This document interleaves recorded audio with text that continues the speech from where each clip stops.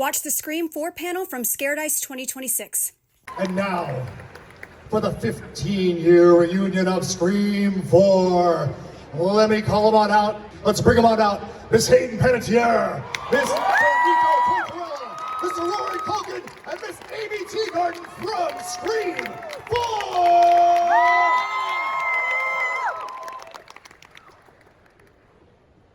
Thank you for that, Matt. Love the enthusiasm. Good. Hello, hello, hello.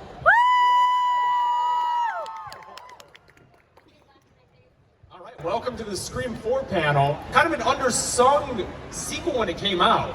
You know, Scream 4 looking back, you look at the box office and it's like, why did it not do better? Because nowadays I think everyone loves it. Sometimes I see people say they like it even more than the original. Like, it's up there, man. People love it. And I just feel like the horror genre was in a different place in 2011 and maybe people weren't as ready for what you guys were doing, but a long time between 3 and 4 too, which I think 11 years. Yeah, it was a big gap, and I think when they came back, Kevin and Wes had something to say, and you guys did that well. I wanted to start with actually talking about Wes. This was his last movie, and you know, he's one of my favorite filmmakers of all time. I want to just ask what it was like working with him, and I don't know if any of you had worked with him prior to this movie, but you know, coming into this established franchise that had a fan base and had a rhythm to the production, what was it like working with him? It was incredible. An incredible human being, and definitely not what you would expect somebody like Wes Craven to be. He was like this very gentle energy. About him, and his beautiful wife was always with him. He was very much a family man, and he, you know, guided us through this process because we were kind of like fish out of water, not knowing all the nuances that go into making, you know, a scare work in a horror movie. And he was like, I remember him saying to me, we were doing this scene with Emma, and I'm supposed to be on the phone, you're supposed to have called, and we're in the bedroom, and it turns into Ghostface, and he says he's in the closet, and I had to do that walk towards the closet, and Wes talked me through it and was like, go really slow, like the pace of a snail. And every time I did it, was like slow. So I was like, I mean, you would have laughed seeing it in person, but it worked. It timed out perfectly, you know, to build up to that scare. Yeah. he was just so excited to be back. You know, everyone was. It was like a summer camp for the original cast. That like we were the undergrads coming in and welcomed with open arms, and it was really cool. It was a wild experience. Wes was a quiet man. No, but he was. I think he started as an editor. So he kind of had it all mapped out in his mind beforehand, like Hayden was saying. But I met with Wes for a movie called My Soul to Take. It was the one he made right before. Woohoo! I wasn't in it, but it was still great without you. It didn't work out. No, but so I already kind of had a relationship with him prior to Scream, so I wasn't. I knew he was like this sort of gentle guy going in, so I wasn't as intimidated as like some of the crew seemed to be. But yeah, Wes ruled. That was his last movie? Was this his last? Yeah, that was the last movie. That's awesome. How are you? It's not working. Yeah. I don't think so. There you go. I would say, I didn't really kind of double down on what everybody's saying. Is like my expectation going into it was that this is working now. My expectation, you never really know what a director's going to be like until you start working with them, and to have built such an iconic franchise, and the production that goes into it, and the amazing crew and cast. Tensions for me were really high, you know, you don't want to mess it up. And he came to set and it just went completely silent and everybody was in position, and it was just like, he came over and he was like, are you ready? Go ahead. And I was like, oh gosh. But like so quiet, so even-tempered, so soft, but just had so much dedication and to detail, and it was a wonderful experience. We all got pranked. All of you, yeah? Yeah, I mean, I think it's a tradition in the Scream movies. I don't know if it's still going on. Did it happen on 5? I don't know if anyone ever got me. No? They tried to get you. It's hard to get me. Yeah. They tried to get me on 6 too. A couple. It's hard to sneak up on me and to scare me in any way, shape, or form It's a anymore. very good spatial awareness. Well, so the tradition is every new actor that comes in, Ghostface at some point jumps out to try to scare the shit out of a new actor. And I remember I opened the front door of the house, he jumped out, and the Italian in me, my initial reaction was just to clock him in the face. And so he got hit that You day. did? I You actually did. did a hit? I hit, yeah. That's the same thing I would do. Like if they actually managed to scare me, it would have gone worse for them. It would have been bad. Oh man. At least he would be under a mask, so the black eye would be. It was. We originally shot the opening scene with me and Britt, I think almost before you guys had gotten into like the full production, and then you guys shot your full production, and then Wes was like, you know, I really like this part, would you mind like coming back and doing like a chase scene, I want to make it bigger. And so we came back at that like end of your production and like did that whole chase scene and the running down the garage stuff, and yeah, it was, I mean, so much fun and so like iconic and such a cool thing to be a part of. It was really surreal. Yeah, it's pretty cool. I guess at the time there was sort of this pressure I was feeling, but like I felt the need to like bring something that I hadn't seen in Scream yet. And I remember talking to Wes. I said, I'd like to feel guilty about everything I'm doing in this. I'd like to, like, when I go home after I murdered someone, I think I cry myself to sleep, and because I remember the look on her face, and Wes was like digging that. He was like, yeah, but once you have the mask on, when you're doing it, there's no guilt. You're a soldier with a uniform on. Just remember that. I was like, ooh, that's good shit. Wes was great. Especially since it was me you were killing. Yeah. I mean, what was it like to have to kill your person you've been friends with since we were kids? We genuinely kind of grew up together. We've known each We other grew for up 10 together. Oh, in like We real life, literally have yes. been having platonic sleepovers since we were kids. That's right. Platonic, with a certain choosing. But yeah, no, there was like how am I supposed to kill Hayden without feeling guilty? And he's like, yeah, you're a soldier. You know, get out there. Sure. It's funny. just so I hadn't even seen the first movie during the audition process. I hadn't seen any of the first 3, and I didn't even realize the audition scene was the scene from the first movie until I want to say after I got the job. Which scene from the first movie? Is it their first scene together in the bedroom, or? Yes, exactly. That- Exactly. yeah. That was the audition scene originally, and then it got changed as the audition process. I think I auditioned like 8 times for this movie, honestly. I forgot what the question was at this point, so... Just like, yeah, how much did you consciously Not try at to all. emulate? No? Not at all. Nothing at all? I didn't really think about it at all. I just wanted to do my own thing. Yeah. I mean, at the end of the day, my ending was a lot different than Skeet's. You know, getting shot in the nuts was... Was that like a practical thing that they Oh set yeah, off in fully. your pants? It was a squib, yeah. Okay. And it was terrified? It was the first time I had ever had a squib on me, and it's like could not be close. It was basically on top of me, right? And Nev comes up to me before that scene, and just casually is like, this is my 4th one of these movies. I would never do what you're about to do right now. I'm like, thank you so much, Nev. I love you so much. I really appreciate it. It's gonna be great. We're gonna be fine. Yeah. And then they blew my dick off. Yeah. Now For me, it was definitely a lot more elaborate. It was a lot more physical, and I mean, I love physical stuff. Like, I love doing stunts and things like that. So that was really quite fun. Definitely, though, I ended up with a few bruises here I and bet, there. yeah. But it was great. Yeah, well, the most terrifying part was getting the call from, I can't even say his name, Harvey Weinstein, who is the one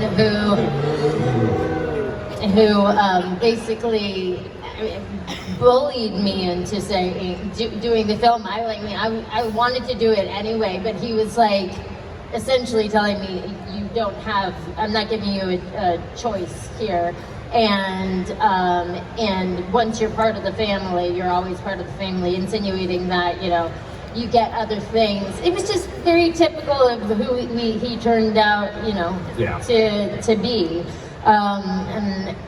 But Yeah, what was the original question? I went off. I said his name and I got Like when filming, were you aware that your character, even though it was left to die? So he was one of the big things he was telling me, his pitches was that my character was not going to die, that she was going. I don't think he went into the details of how it was going to happen, but that we're going to think that she dies, but we're going to bring her back. So that was exciting to me, hugely exciting to me. But it did take me, then they did 5 and I was like, what? What the heck? and then 6 was rolling around and I called my team and I was like, can you please call them and remind them that when I signed on to Scream 4, this was supposed to be a recurring character, and that, I'm ready. I'm right here. I am free. I am unemployed. Come get me. And that they did, but I really liked the way that they did it. That scene is like one of my favorites because I don't do a whole lot of like running away from Ghostface or anything like that, and it's much more emotional turmoil for me. And that great scene at the end where I list off all those horror films trying to save my dear friend, who then stabs me, not in the back, in the stomach, Platonically in the back. After it was because I didn't kiss you, right? I knew it. But you have to know in Hollywood that if you do not see somebody die, and even if you do, that does not mean anything. This is Hollywood. They can come back. They can come back from the dead. They added that after I called them and demanded to be in 6. Oh, nice. Then they added the Easter egg in 5. They were flirting with the idea of me doing, during reshoots, them throwing in a scene for 5. And then they ran out of time, and they were like, I think it's better that we just drop this little Easter egg in, and then we'll bring you back in 6. Yeah. I've been training for that scene for 10 years. It's like, remember Hayden? Remember the sleepovers? You always fell asleep before me. That scene was really important to me. Like when I was talking to Wes about wanting to show guilt, that was like the best example of a place I could insert that. Even though like it was something I really wanted to do, I did feel guilty while doing it. And then when she came back, I felt a little robbed. They took my kill. Like they no longer killed her. That sucks. Right, for nothing. Yeah. For nothing. She's back. She'll remember me. And then I get stabbed in the same place. When I come back, though. I thought that was really interesting. They tried to kill me again the same exact way. And I, once again, don't die. I mean, to get out of that once is hard enough. To make it out of it twice is something else. She had a little clear in her. Yeah. A little indestructible in her. I bet people would love to see Kirby come back in future screens. You tell them. Scary movie. I love scary movies and horror in general. I mean, I love to just get the scared out of me. Yeah. I love being terrified. I don't like being alone and terrified. And there are some films that took me quite a while to recover from. Some horror films, but I love it. The exorcism of Emily Rose really, I can't even say it properly. My body goes into like convulsions. It really left a mark on me. It took me a couple weeks to not have nightmares and be able to close my eyes and feel some semblance of peace. I still have Mothman prophecy nightmares. Oh, deep cut. Yes. Yeah. What about you guys? Were you Conjuring. Conjuring? Great, classic. I mean, the original Scream is so iconic. Like, Yeah. I was talking to somebody earlier, and I was like, to be a fly on the wall in a movie theater that was seeing that for the first time, and the iconic pill, it would have been, just amazing. But my grandmother really loved horror films, like loved horror films, so we were constantly going to see horror films growing up, so I kind of just grew up around it. That's a cool grandma. Actually, my little brother started having night terrors, and it's all because of The Sixth Sense. And the woman at the theater told my dad that it was going to go right over his head, and he was about 6, and so he felt he'd be comfortable fine. bringing his kid into The Sixth Sense. And throughout the film, my little brother is just sitting there like, he looked like the E.T. in that scene where he's in the closet. He's shaking. You guys know what scene I'm talking about, right?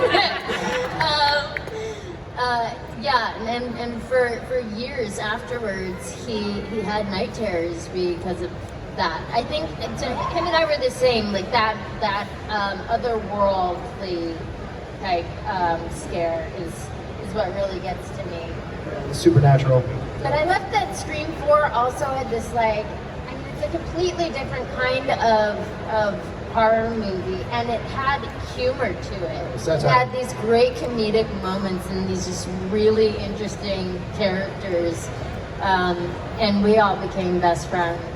So in real life, so we had the time of our life. I can honestly say that Scream 4 I think is one of my top 2 favorite films that I've ever done. That and Remember the Titans. Yeah, I remember the Titans. I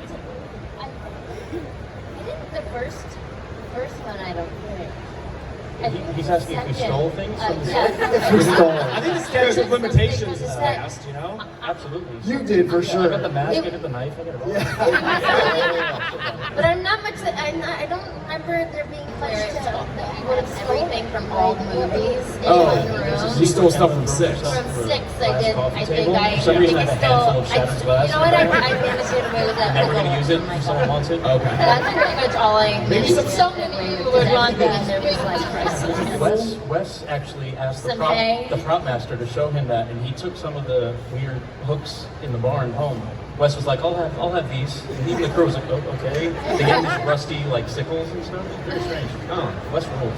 Yeah. Wes never invited us to his house, so we really don't know. We have this idea of who this man was, this gentle man was. But Who knows what was going on? But he definitely had a room in his house that was. I met your friend. I met said friend and touched Kyrie in the belly. So I think that makes me the godmother, right? Something like that. Am I aware of that? I don't think that's not something that normally crosses my mind until I come to places like this and get to meet people like you and hear what you have to say and the way you talk about just the projects that I've done with the passion and the love that you have for it. It really opens my eyes and fills my heart, genuinely. That's a Rory question. Yeah, Rory's. I'm the one doing it. I didn't have to. I wasn't a victim. That's for you, right? The prep is, you know your lines. That's a baby step. And I think it's also just waiting to get on set to see what our co-stars are gonna do and getting to play off of each other. That's why it's such a blessing to get a chance to work with such talented people who just bring it. And I love, like, the first take is usually my favorite because it's the most genuine, it's the most real, we're the most caught off guard, it's not rehearsed yet. The reactions are just, we're not thinking about how to react, we're just reacting. But I mean, it's also you don't want to prepare too much because you want to be able to shift when you have to. When Wes comes up to you and says, "Hey, let's do this. Let's try it this way or that way." If you're over rehearsed, then it can be difficult to make the changes that you need to make. But Was it usually Roger L. Jackson doing the voice and you hearing the Ghostface voice? No? Oh, okay. No. Okay, was it like Wes yelling the lines, or was He it? was our prop master. Yeah. It was prop master? The Yeah. Franken prop master? Mm-hmm. Okay. Yeah, he would be under, whoever was under there, it was usually them, whoever was wearing the Ghostface costume. I mean, I was responding to Emma screaming at me, so it was a little bit of a different situation. Oh, I think all of the characters that I've ever played are a part of me, have been a part of me. That's how I created them. That, even if I wasn't going through exactly what my character was going through, whichever one of my characters was going through, I had to find ways to relate to the emotions that the character was going through. So every character that I've played, I can say is a part of me. But because of it being over so many decades, I'm not the person at 36 that I was when I was, a teenager. So they're still in there, but the older ones, are definitely more me now. But at the time, that was a part of me for sure. And I think you leave a piece of yourself with these characters too, right? I mean, for me, Josh from Younger was the most similar to who I am as a person. And just working on a Darren Star show, there's so much love and joy that went into that show that it was easy to go home from work every day, right? It wasn't always easy to go home from work working on a movie like this or working on The Following or something that's like so intense, right? So I carry a piece of Josh with me everywhere for sure.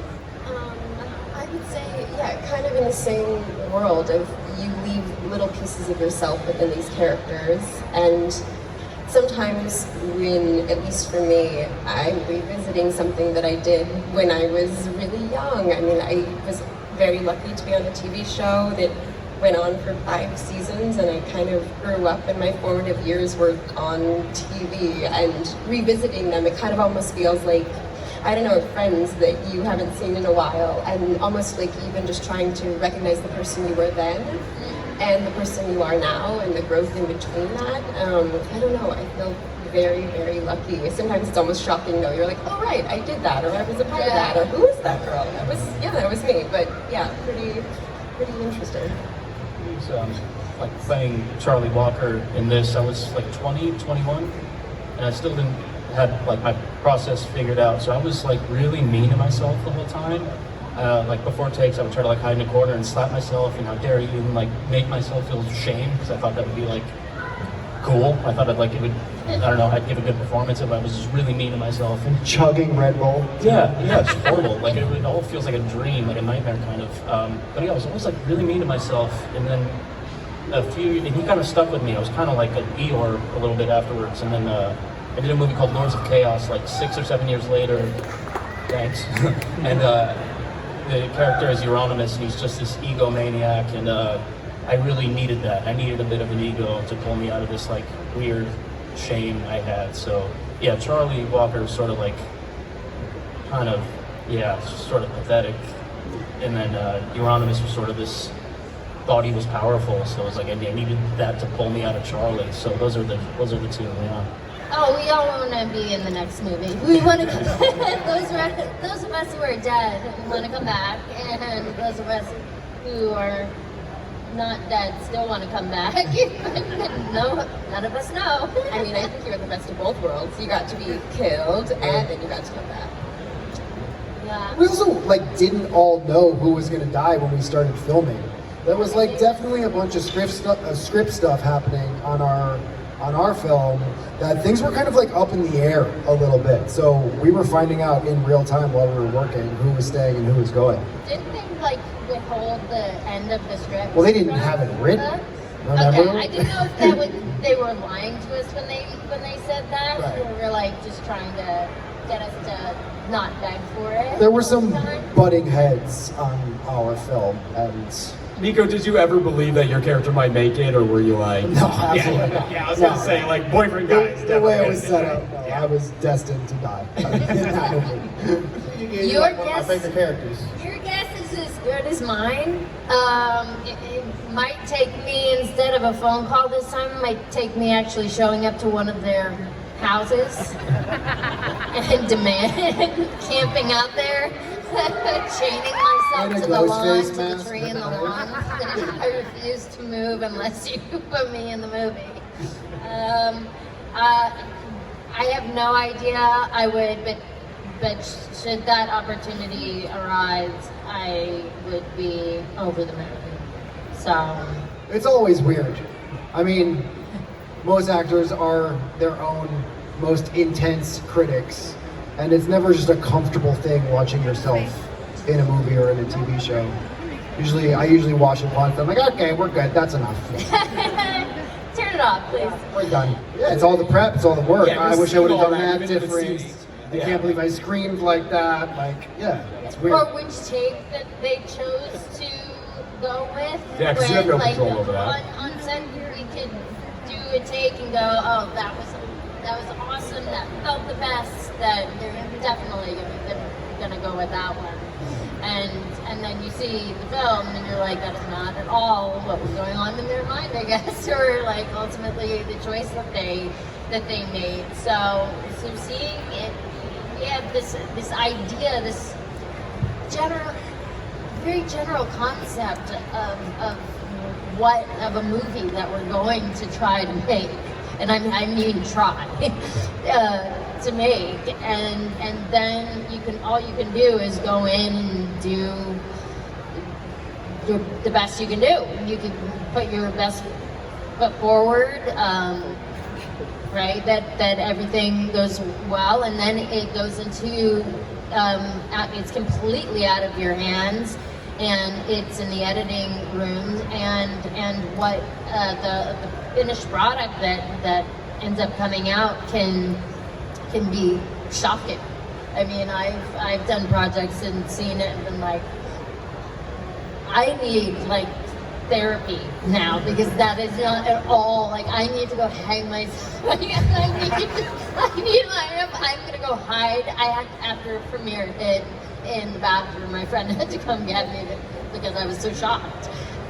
It was not what I was expecting, and it took me years to wrap my mind around what had happened in the movie that had come out of the experience that I had. Yeah, you always leave the theater after watching yourself like, well, I blew it. Ruined that one. Hopefully there's a next time and I won't blow it, but yeah, you can't avoid that, no. Yeah, my worst is watching I was terrified about hearing myself say the line Bambi. That was the worst. That was the most terrifying. Like there was I felt so much stress and pressure about that one word line, Bambi. Like it was the hardest I'm acting the most in that moment. I do more acting in that moment than I do in the entire film. Yeah, no, terrified of that. And of course I was just sitting there and I saw it and I was like, I know I'm gonna hate it, and of course I was critical of it, but then I was like, it could have gone a lot worse though. It could have gone a lot worse, so I can live with that version. But I knew I was gonna be cringing, no matter which take it was. I was gonna be like, yeah, that sucked. That was like, that could have been the best line. And it was so simple, and you blew it. How did you blow that one? I think for me, I feel like you have to learn early on a lot of detachment, because it's not an individual project, it's not a solo adventure, it's a team sport. It's the people that are behind the camera that you don't see, the thousands of craft people who work on these projects and color these projects and fix the sound and do all of the things that really shape it to what it's gonna be. And there are times you watch things of yourself and you're like, what am I doing with my hands? Like, what? And then other times, things that you think you completely bombed on the day, actually you're like, okay, it's not too terrible. Like I can live with that. I can live with that and be really proud of it. And then sometimes, you know, there are things that come out and you're like, oh, I hope that never sees the light of day ever again. But you know, the internet. Yeah. So yeah.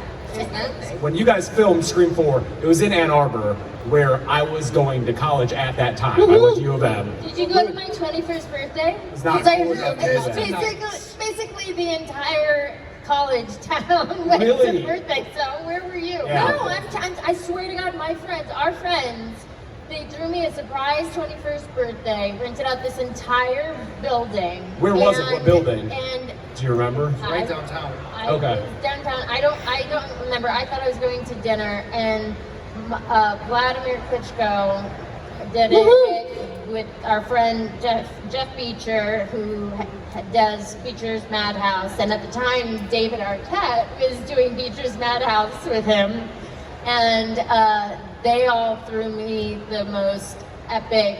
I mean, this whole building, every floor had a different kind of party going on. There were it's everything from live animals to Oompa Loompas and the after party. I mean, my parents had to leave. I remember they drew the line at me getting the Oompa Loompa lap dance. She wasn't dressed as an Oompa Loompa anymore though. Well, Hayden was orange for 3 days after that. Actually. Camping, Neb took us all camping. Nice.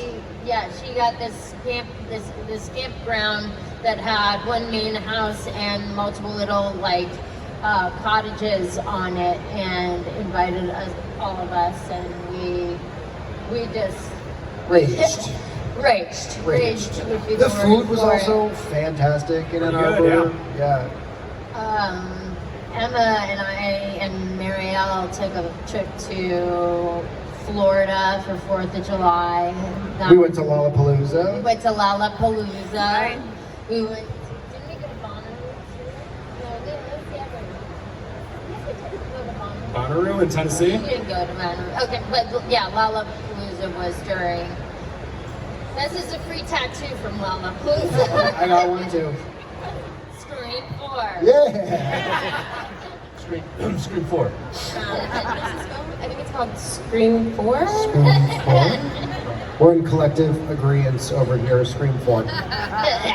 Hypotheticals or a joke. This should be interesting. Ooh, I mean, I would. Sam for sure. Would. But Kyrie's like a little bit of a badass too. Like she's. But those are those are very different worlds. That's a very. I'm just gonna pretend both, but I can definitely say Sam at least. I think Sam would kick his ass. For joining us here. I know, Aimee, it's your first convention ever, so. And yours too, I wasn't sure, so make sure you guys welcome them to the convention scene. I think they've been having a good time so far because, like Hayden said, just having that fan validation and hearing what your work means to these people, even after so many years, it's got to feel good. So keep that love going while you see them and go to their tables. Thank you all so much for everything.